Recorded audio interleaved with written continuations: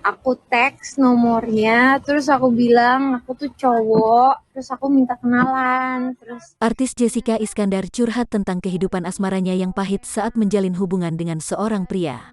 Ia menyebut pengalaman itu pahit karena belakangan tahu bahwa pria tersebut penyuka sesama jenis atau gay. Hal ini disampaikan sendiri oleh Jessica Iskandar melalui sesi live Instagram. sebenarnya aku bisa bilang aku pernah berhubungan, bukan berhubungan teman tapi lebih dari teman gitu, sama yang ternyata dia gay gitu kan. Bukan berhubungan sih. Kamu pernah PDKT? Menjalin hubungan. Iya, Iya, kalau hubungan menjalin itu kan hubungan. lebih ke ignorani.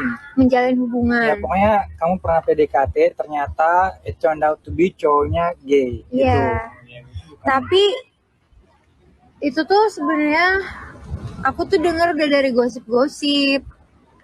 Tapi aku nggak terlalu kemakan gosip. Jadi tuh aku orangnya emang lebih mendingan lihat langsung, buktiin langsung baru tahu gitu. Dan ternyata akhirnya tahu karena apa? Aku cek. Aku pinjam handphone waktu itu aku pakai handphone tuh kalau nggak salah asisten sutradara.